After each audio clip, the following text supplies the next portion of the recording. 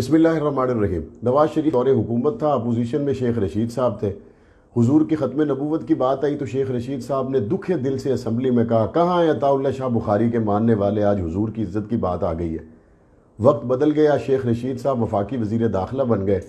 شیخ رشید صاحب، عطا اللہ شاہ بخاری تو سعد حسین رضوی کی شکل میں لاہور کی سڑکوں پر ہے، آپ وزیر داخلہ ہیں، آپ کدھر ہیں؟ ریاست مدینہ کا نعرہ لگانے والے حکمرانوں سے میں یہ کہنا چاہتا ہوں، کیا ریاست مدینہ میں تاجدار مدینہ کا نعرہ لگانا جرم ہے؟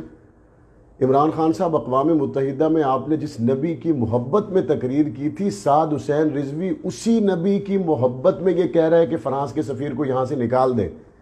آپ کا پوائنٹ آف ویو صرف اتنا ہے، اگر ہم فرانس کے سفیر کو نکالیں تو اس ایک سفیر کے نکالنے سے یورپ کے تمام ممالک کے سفیر نکل جائیں گے۔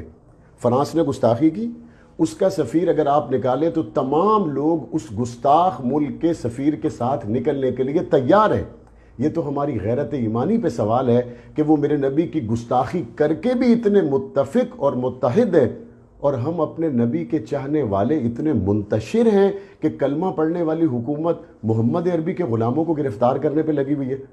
ہم مسالک کی تقسیم میں، ہم جماعتوں کی تقسیم میں، ہم اپوزیشن میں ہو تو ہم حضور کی عزت کی بات کرتے ہیں، حکومت میں ہو تو ہماری زبانیں کچھ اور کہتی ہیں۔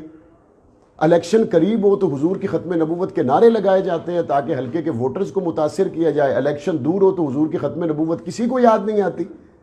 میں شدید مذمت کرتا ہوں خادم حسین رضوی کے بیٹے سعد حسین رضوی کی گرفتاری کی، اور میرا پرزور مطالبہ ہے کہ ان کو فی الفور رہا کیا جائے اور فرانس کے سفیر کو ملک بدر کیا جائے۔ ملک کے اندر جو ہونے والی گستاخیاں ہیں، کیا ان گستاخوں کو بھی آپ نے اسی طرح گرفتار کیا ہے؟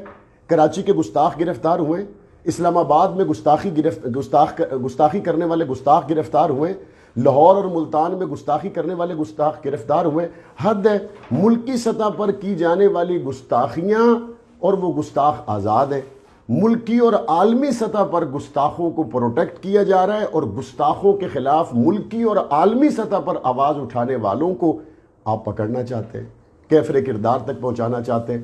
علامہ سعد حسین رضوی کی رہائی کا مطالبہ لے کر جو لوگ نکلے، میں ان سے بھی کہتا ہوں، ہم حضور کی ختم نبوت کو ماننے والے ہیں، ختم نبوت کا پروانہ توڑ پھوڑ نہیں